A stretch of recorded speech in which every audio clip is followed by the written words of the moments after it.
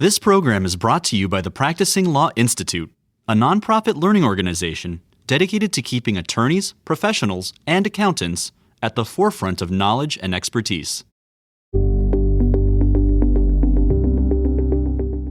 As a profession, accounting dates back to the days of the agricultural revolution, with city-states developing as ancient humans transitioned from a hunter-gatherer lifestyle to one of domestication and trade. Early systems of account were used by local scribes and governments to keep track of goods, debts, and harvest yields for city planning and other purposes related to commerce.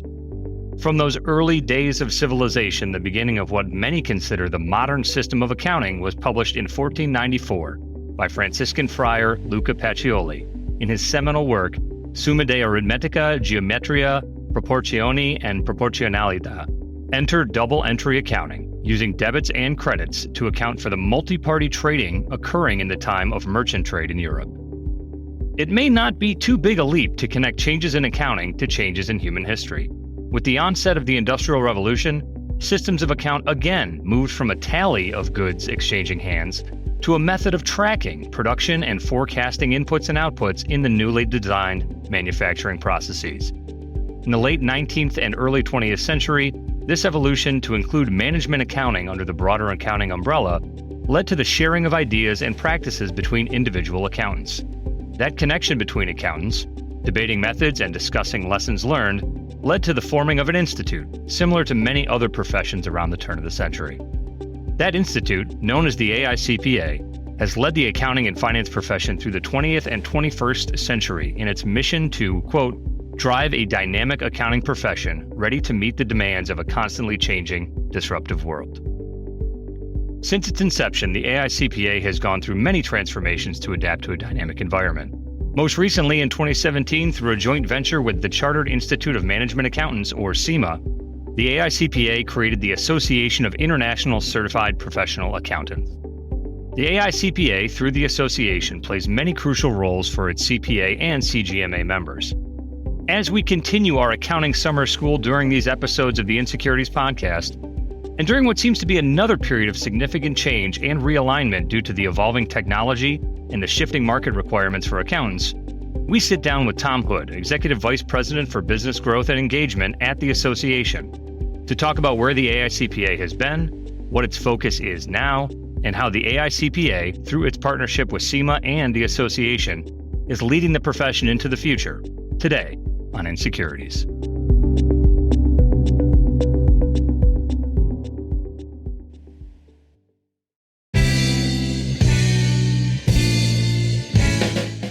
Hello and welcome to the inSecurities podcast, keeping it fresh and staying wonky on the latest securities, regulatory, and enforcement developments with a practitioner's perspective on the stories you should be following. As always, I'm Chris Eckemoff, and I'm here with my co-host, Kurt Wolf. It's good to be with you, Chris. Good to be back at Accounting Summer School. It's going to be a good one. I'm excited for this one because I know I'm going to learn a lot, but man, I feel like we are going to a next level of acronym bingo, buddy. I mean, you ticked off a lot. I know, not, and then there was that little Latin lesson there in the middle of your intro. But yeah, we're gonna be learning. I'm actually gonna tick through a couple of these acronyms really quickly. I know you're gonna give us some context for them later, but I don't want anybody, mostly me, to get confused. So, all right, so we've got the AICPA, the American Institute of Certified Public Accountants. Chris, we've talked about that organization before. Today, just a little bit of shorthand, we're going to refer to it as the Institute. Separately, there is the Association of International Certified Professional Accountants. Today, we'll refer to that as the Association. Chris, you mentioned up top the Chartered Institute of Management Accountants, or CIMA. You also mentioned the CGMA. You didn't drop in a definition for me there. The rest of the episode's for, Kurt. I'm thinking it's not the Coast Guard Mutual Assistance Program, right. But we're thinking about the Chartered Global Management Accountant designation. That's right. So anyway, just wanted to orient our listeners a little bit up top, make sure everybody knows what and who we're talking about. But with that, we've got an excellent guest today, and I want to give a little bit of background on him before we dive into it. Tom Hood is an internationally recognized leader in the accounting and CPA/CGMA fields, holding various leadership positions in the profession over the past 30 years. He has been named as a most influential person in accounting by Accounting Today magazine for 15 years and is currently ranked second among the most influential accountants. Tom was also one of the first thought leaders inducted into the Accounting Hall of Fame by CPA Practice Advisor. He currently serves as the Executive Vice President for Business Growth and Engagement at the Association of International Certified Professional Accountants. Prior to joining the association, Tom spent 24 years as CEO of the Maryland Association of CPAs. Tom also founded and leads the Business Learning Institute, a learning and talent center facilitating the development and sharing of competencies and strategic knowledge required for leadership in today's rapidly changing business environment. Prior to his work with the AICPA, maybe that's MACPA, I don't know, and BLI, Tom earned his CPA stripes as a management accountant and CFO in the manufacturing industry. Tom is also a world traveler and a fiery and fierce supporter of all things Baltimore, Maryland, and the Mid-Atlantic. Tom, we are very excited to have you on the program. Welcome to inSecurities. It's awesome to be here with you, Kurt and Chris. Looking forward to it.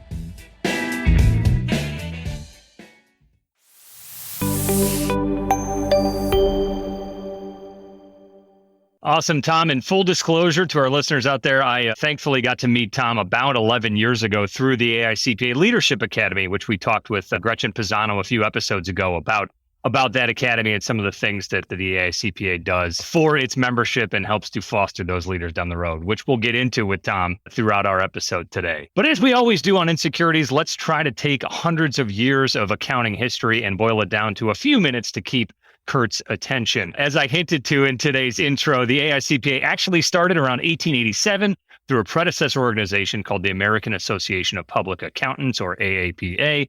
This group merged with a similar association, the Federation of Societies of Public Accountants, in 1905.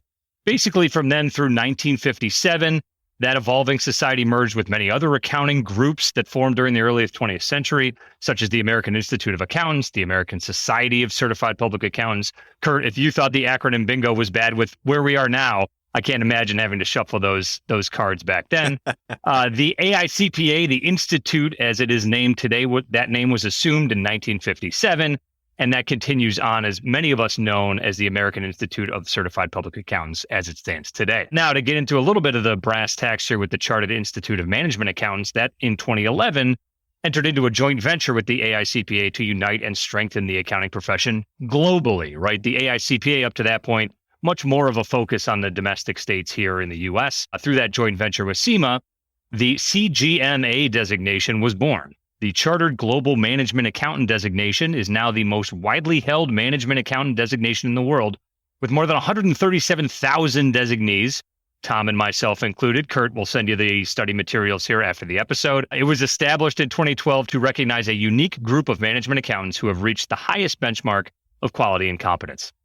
While both organizations, the Institute and CIMA, continued to collaborate throughout the joint venture, in 2016, the memberships of those groups approved the creation of a new global association, Kurt, as you mentioned, the association, to represent public and management accounting throughout the world. So that's a breakdown of the acronyms and the organizations. What does the AICPA do exactly? Its three-part mission includes education for its members, the development and grading of the Uniform CPA exam, which we'll talk a bit about today, and the promulgation and enforcement of professional standards for its membership. The AICPA is a self-regulatory organization while also providing important networking and learning opportunities for its members.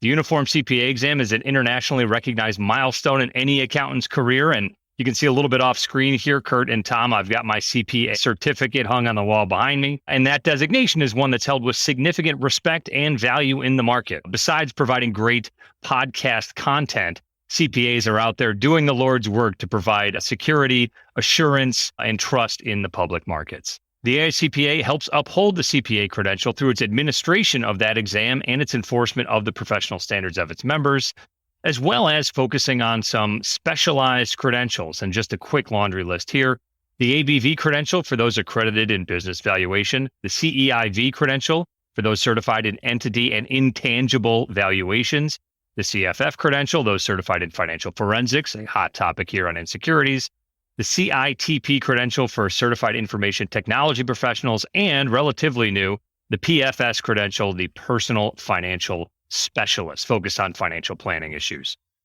There are also myriad certificate programs offered by the AICPA as well as by CIMA through the association, including focuses on things like non-for-profits, the topic of Islamic finance, and employee benefit plans, to name a few.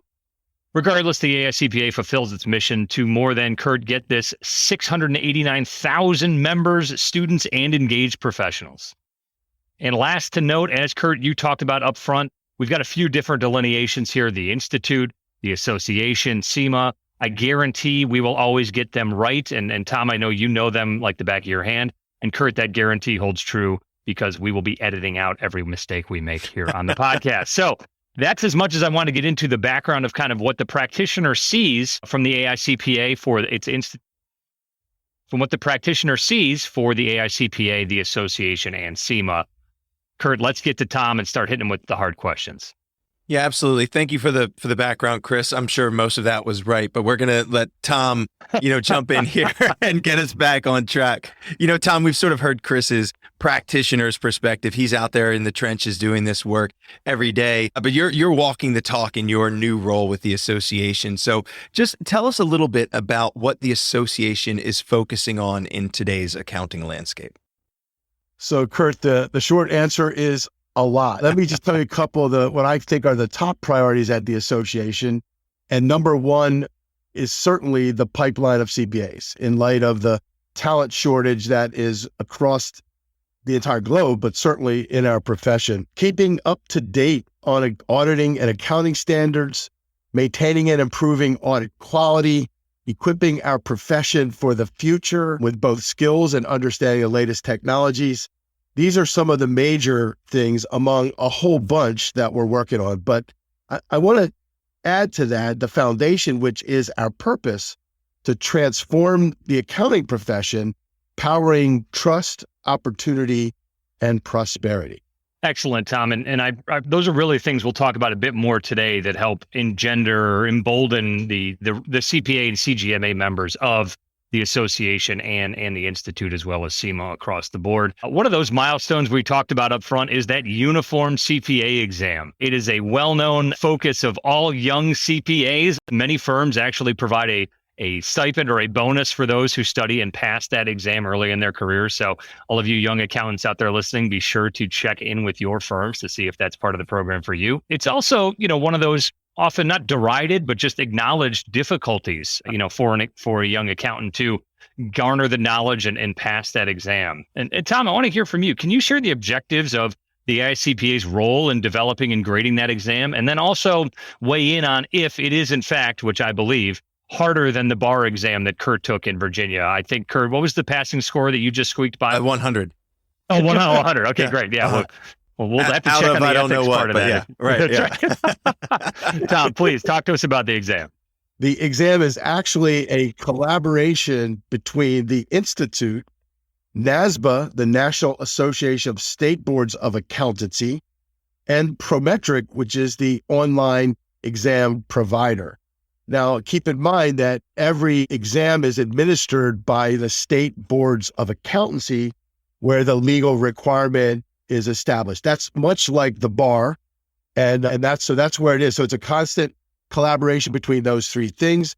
We actually think about the exam as the 4 E's: education, foundation, 150 hours; examination, the uniform CPA exam; experience, 2 years of experience, depending on the state you're in; and then obviously the ethics requirement. So those 4 areas across 54 licensing jurisdictions compromise how we work on this CPA exam. And it is an exciting time because it's in a state of change that we call CPA evolution.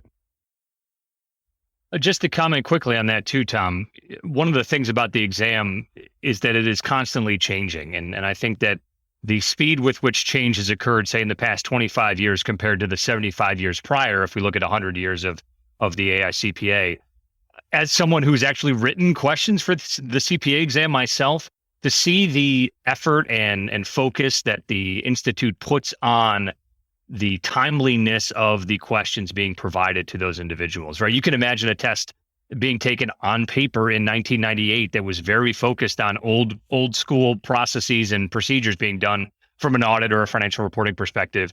Today's exam in 2022, I'll say I haven't taken it since 2008. The joke we have in the profession is that CPA does not just stand for Certified Public Accountant, it also stands for Can't Pass Again, meaning that exam is a one and done type thing in our careers.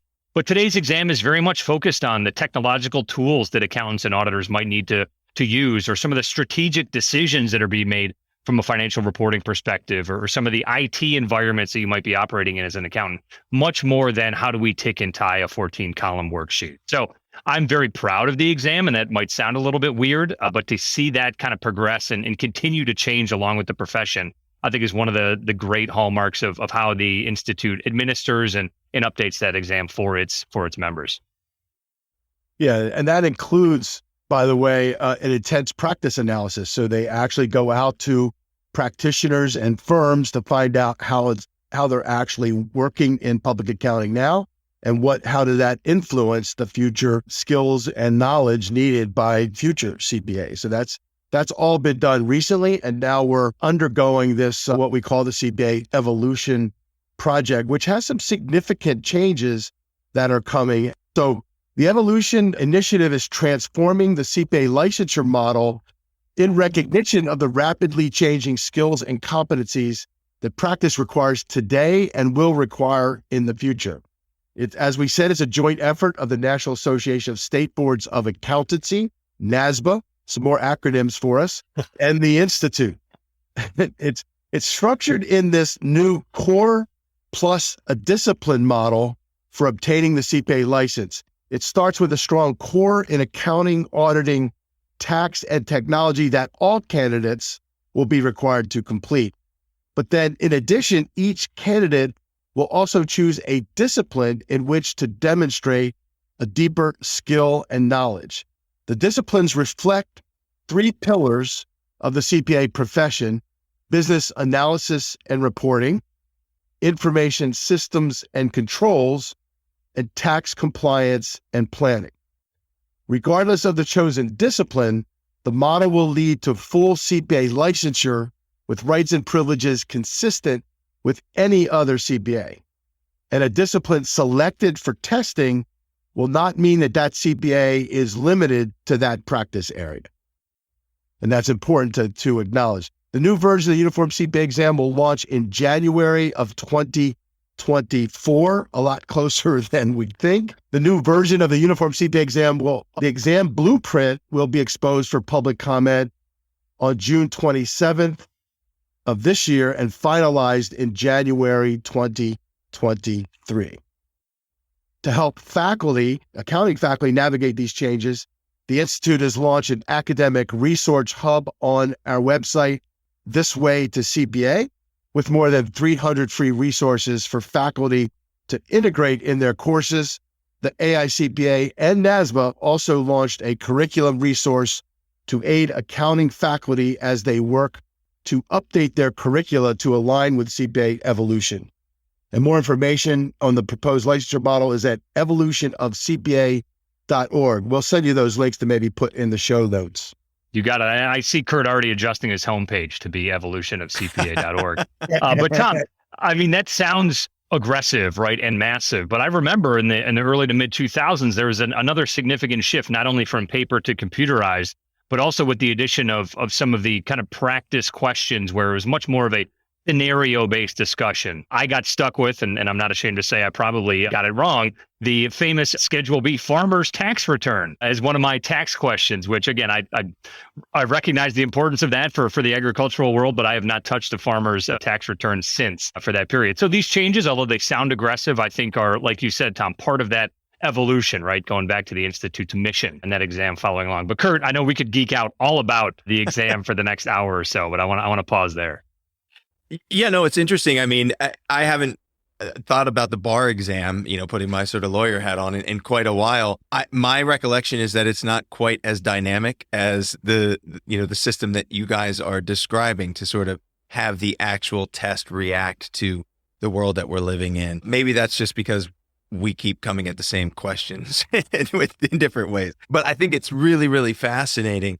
I guess, a question I would have for you, Tom, is, in addition to sort of assessing technical competencies of the individuals who are sitting for the exam, I would guess that is coupled with some kind of enforcement element. So I guess, how does the AICPA enforce its rules or its standards? To whom do those standards apply? And, importantly, what does Chris need to be keeping in mind or worrying about?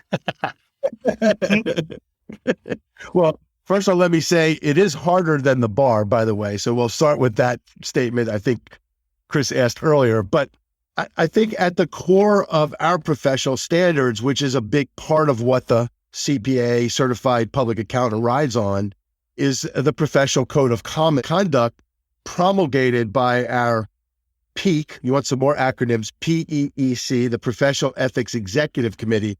So that code of conduct applies to all certified public accountants and is part of all of the standards that we promulgate. So, and that's enforced by a oversight senior committees. There's a joint trial board that would hear cases or ethics complaints as they might be coming. And we also have a network called the JEEP program, GEEP, Joint Ethics Enforcement Program.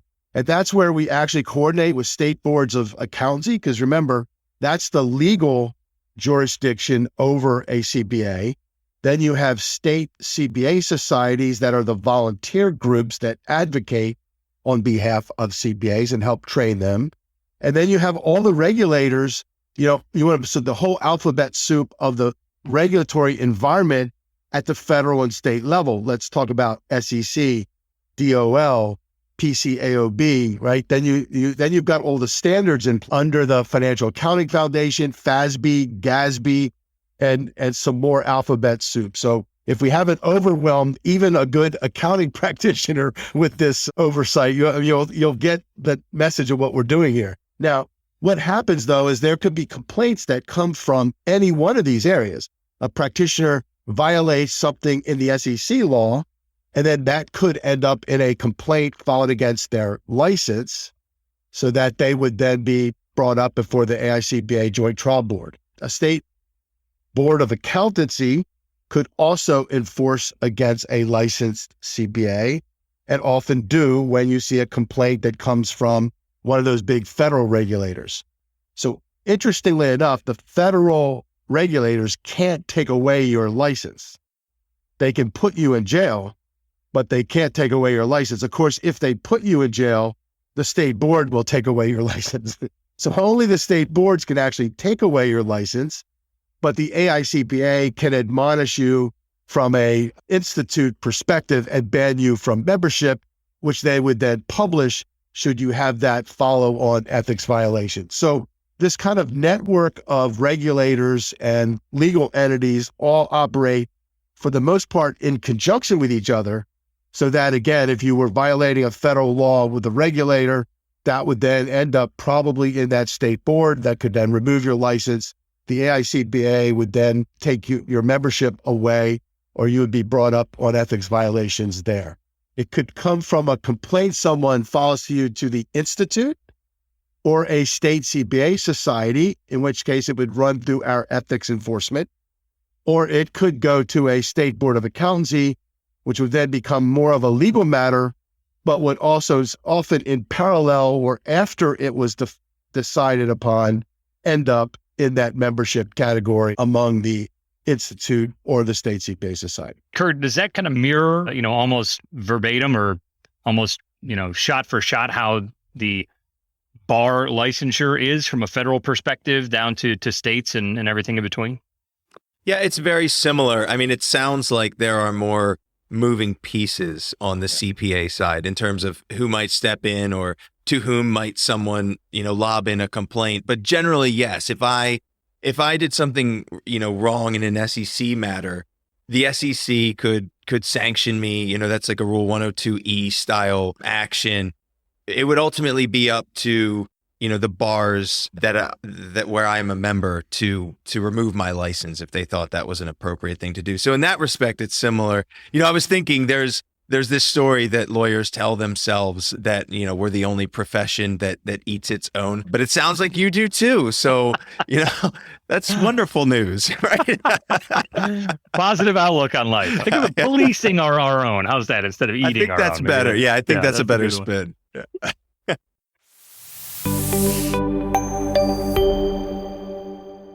All right, enough doom and gloom on passing exams and being enforced against professional standards, Tom. I want to talk a little bit more about what the AICPA means to the accounting profession and what the Institute does for its members and for the accounting world as a whole.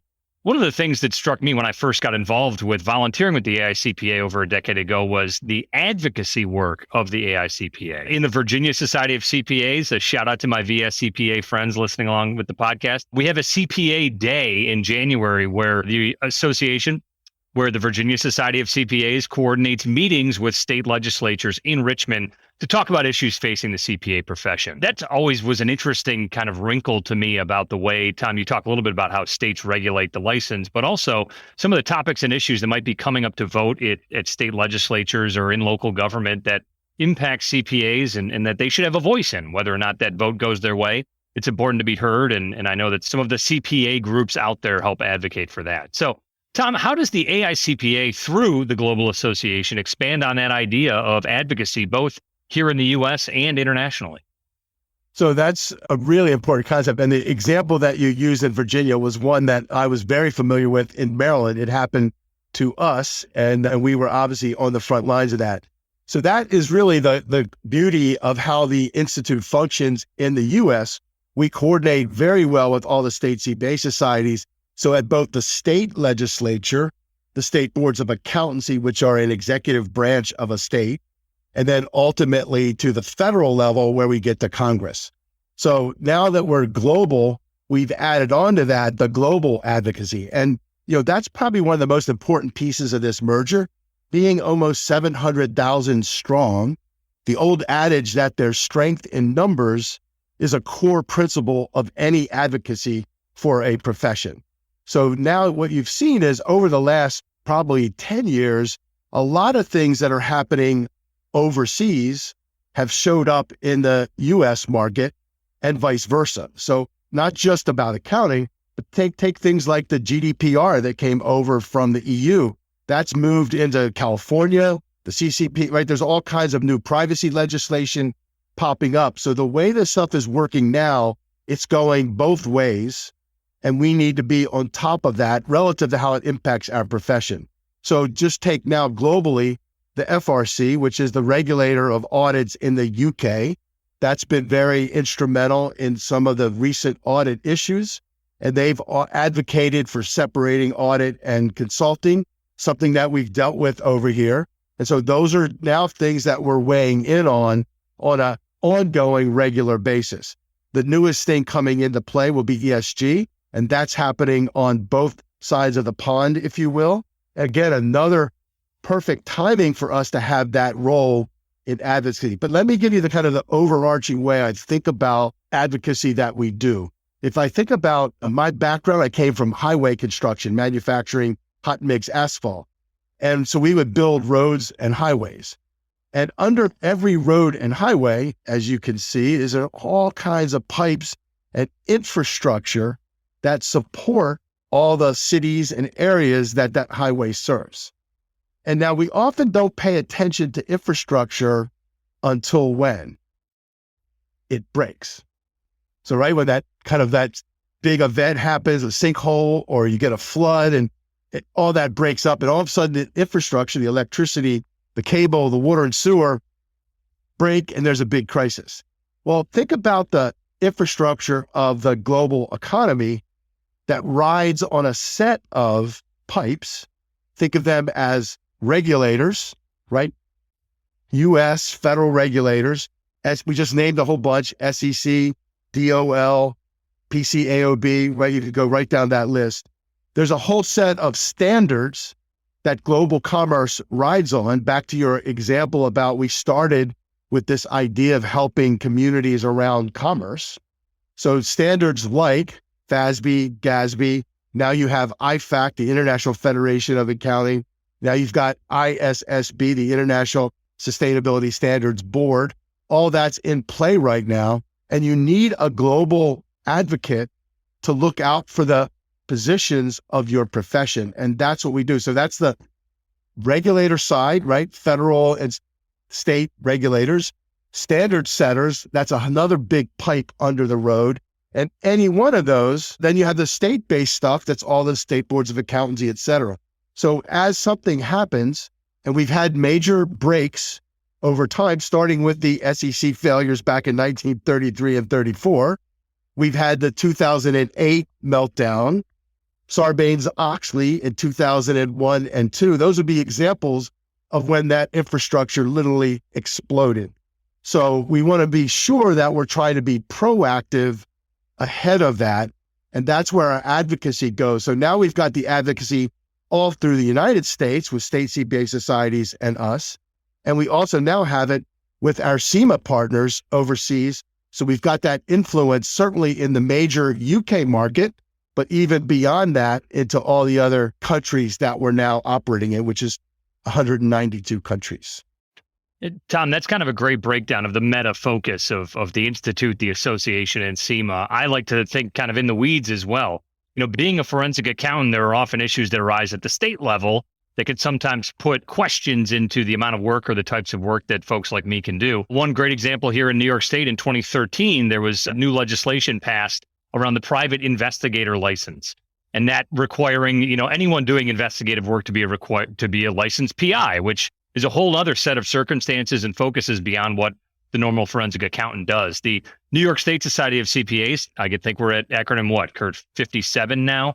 NYSSCPA advocated for and actually were successful in having, at the time, Governor Cuomo sign a piece of legislation that specifically excluded forensic accountants from that private investigative licensure update. So, a little bit in the weeds on to say the least, but that's an example of where the state societies and the AICPA can benefit, forensic accountants like me from being required to be licensed in an area that maybe is only ancillarily related to reviewing the books and records in a specific forensic accounting engagement. I remember too, Tom, there was a significant amount of focus when Dodd-Frank came out in 2010 about how CPAs and accountants would be viewed in the market. And without getting into the thousands and thousands of pages of the Dodd-Frank legislation, that was another issue in which the AICPA stepped in to provide the advocacy or the position of CPAs and its membership to influence or to inform the lawmakers as they were pursuing making changes related to that act in 2010. Hey, Chris, I could give you two quick examples. Yeah. First of all, I was involved in that exact private investigator in Maryland. Mm-hmm. When I was at the Maryland Association, we had to defeat that. These are what we call unintended consequences. So the legislature is writing legislation all the time to deal with some challenge or issue or protect something. And when they write that, they often don't know about all the other laws that they already have on the books that could come into play. And that's what happened there, right? They said, so you have to have a private investigator license to do these kind of services. That happened to include some of the services that CPAs were already doing. And our argument then to the state, the governor, was we're already licensed by the state to do this stuff. Why would we need another license? And, that argument carried water. Now, Dodd-Frank, I'll give you one quick example that this is the kind of story most people will never hear about. But during the midst of that, they were in a hurry to get the legislation done. So they were doing amendments very, very quickly in the White House. And when they're doing amendments like that, not a lot of background is looked at and they happen very quickly. We got a call from the legislative team at the Institute saying, Tom, we need Maryland to talk to your two senators because there's a bill that would actually make a CPA who's involved when a company goes bankrupt on a fraud case, that we're going to make them criminally liable equal to the people at the company that perpetrated the fraud. Now, we know that's absolutely insane, but in a mix of it's coming from a reputable senator, our two senators were friends with that senator and they were likely to vote and they were influential. We were in a town hall, had all of our members stop in the middle of the town hall, call our senators and say, this is what you're thinking about passing. And here's how it will impact us. And they voted against it, and that amendment never saw the light of day. But those are kind of things that we're doing collectively on behalf as state CPA societies and That's the great. Institute on our members every day. Of course, and now we're doing it on a global basis.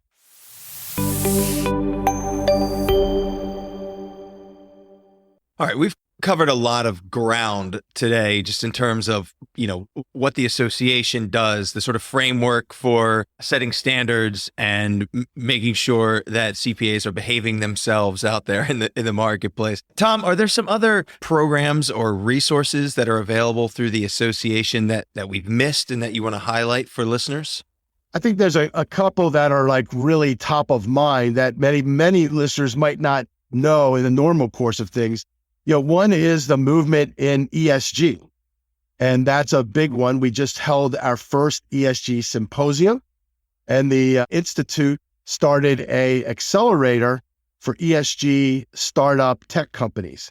And so we're beginning to explore actually the bigger stakeholder world we're in, as well as doing that. And it's worth people knowing that the Institute has actually been involved in that for over 10 years.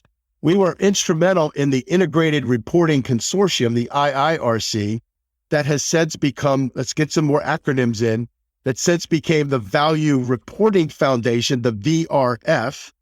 And then those are all moving and going to be coming under the new ISSB, the International Sustainability Standards Board, which is underneath of IFAC. So that's going to be the governing body of global sustainability. And our hope as a profession is to advocate for one set of good global standards that everyone can get around. And then obviously that we think about the measurement of those standards for reliability. So we believe there should be a role for auditors, just like financial statements, in auditing those standards so that we now can rely on one set of standards in the future. Right now, there's all kinds of noise about conflicting standards. And in any given day, you're seeing somebody say, I have this ESG score versus this one, and that's all working out right now. We are at the front of that discussion and intend to stay very proactive so that we know where our profession's place in that is from a future financial reporting perspective. So I think that's one that you should be following. The other one that's pretty exciting is our work in the tech space. Obviously, blockchain and cryptocurrencies. Of course, now it's required disclosure on an IRS tax return. So that's been a steady moving piece. And through our subsidiary, CPA.com at the Institute, that group has held several crypto blockchain symposiums. We're members of the Wall Street blockchain analysis. We have a couple of working groups with not just our profession, auditors and accountants and advisors, but also other stakeholders like Wall Street companies, et cetera, that are talking about what this all means to financial reporting. And back to Chris's beginning at the start, we're going from potentially double ledger reporting to triple ledger reporting when we start thinking about blockchain and crypto. So we're trying to stay ahead of that. They also created an accelerator for tech companies in accounting and audit. And that tech companies accelerator is now, I think, in its 5th year. We've got a whole bunch of cohorts that present every year to a group of advisors and talk about where they're headed. And that starts to begin to form ways for these companies to reach the accounting profession. So the kind of continued interplay of technology, accounting, and standards is an area that we're trying to stay on the forefront of, and you'll see more of that as you follow things we're doing. Yeah, those are interesting notes. I mean, those are things that we're following here at inSecurities as well. I mean, certainly on the ESG front, we've had a number of episodes where we've talked about it, with Commissioner Lee and Commissioner Peirce and Mark Sheff, and a few times with George Wilson as well as Wes Bricker. But we're also watching to see what this climate disclosure rule is going to look like when it comes out from the SEC. And then on the technology piece, I know, Chris, we've talked about maybe doing an accounting for crypto style episode coming up. So sounds like we may have to stay on top of that. Yeah, you're absolutely right, Kurt. One of the things I want to bring up too is that this is not new for the AICPA. Tom, you remember back at National Harbor, maybe in 2014. Thankfully, you invited me to speak at what they called at the time the DCPA, the Digital CPA Conference. So this is 10, 11 years ago when developments around automation and a lot of the things that auditors used to be charged with, right? Going through and checking individual source documents back in can imagine Bob Cratchit underneath Ebenezer Scrooge's thumb, having to count all these out. We're now at a place where technology does a lot of that for us. So the digital CPA program started, say, 15 years ago, was a focus point for how do we equip and acknowledge the issues that accountants are facing from a technological perspective. And how do we flip that from a challenge to an opportunity for CPAs and members to grow and advise their clients better? When blockchain went from fad to staple technology, if you will, and we'll leave crypto aside for a second, AICPA was already there, right? And thinking about how these automative issues are coming out for accountants. There was a time when all of us accountants and auditors were afraid we'd be replaced by servers, right? These blockchain groups just keeping tabs on everything for us. So we didn't have to. But it's really kind of followed, Tom, one of the things I know the AICPA has been focused on, especially as I was coming up, right? Kind of from 1990s to say 2020, there's been a pretty significant shift in the accounting messaging around what accountants do, right? It used to be tabulation and addition. And that phrase, quote, trusted business advisors, end quote, is something that the AICPA has really leaned into. So as you talk about ESG and the development of legislation or rules around that, as we discuss what blockchain and crypto is going to mean for the markets, I think that follows along very closely with where the AICPA was thinking 10, 20 years ago, where accountants were going to be. So hats off, Tom. I know you weren't a part of the institute, or you weren't a part of the association back then, but that's something that I know you've been a leader in over that period. Do you see that continuing in terms of where the AICPA, the association, and CIMA are going to be in the years to come? Oh, yeah, absolutely. That's part of the reason we merged together like that, so that we'd have that, again, influence, right? And clout in the market with that body of professionals. And a lot of that I have to attribute to our CEO, Barry Melanson. He's been leading that charge ever since I was at the Maryland Association of CPAs. And that a lot of that progressive thinking came from him and continues to come from him. So I think you're right. We will aspire to stay ahead of the fast world of commerce, which we have to change at the speed of business in order to be relevant as a profession in the future. That's true for the management accounting side, our CGMAs, as well as our CPAs. And so that's what's exciting time for me to be part of the Institute and the association as we go forward. And not to harp too much on it, Tom, we mentioned that you were rated as the number 2 most influential accountant in Accounting Today magazine. You mentioned Barry Melanson. He has been constantly rated as number 1, the CEO of the Institute. So great to give Barry a shout out here.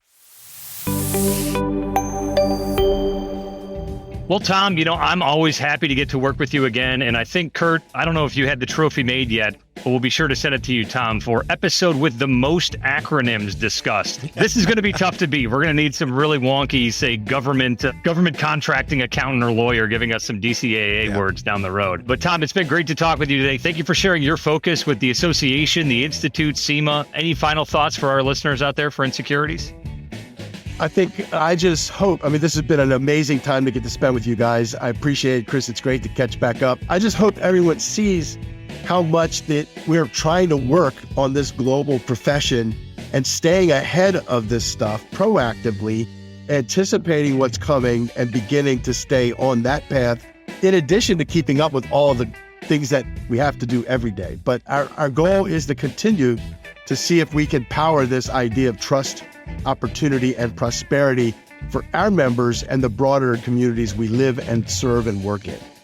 That's right, Tom. And for those listeners more interested in the evolution of the CPA profession, the foundation of some of the things we talked about today, we'll be putting all of that information on the inSecurities website and in this episode's show notes. So feel free to click over. Tom, so great to see you. Thank you so much. Thank you. Thanks for joining us for this episode of the inSecurities podcast. And a special thanks to our guest, Tom Hood of the Association of International Certified Professional Accountants. As always, we want to hear from you regarding your thoughts, comments, and topics for discussion on future episodes of inSecurities. Please use the hashtag inSecuritiesPod on Twitter or LinkedIn to join the conversation. You can find me at EcomoffCPA. And I'm at Enforce_update. Be sure to subscribe, rate, and review the inSecurities podcast wherever you listen. Be well, everyone, and we'll see you next time. Thanks for tuning in.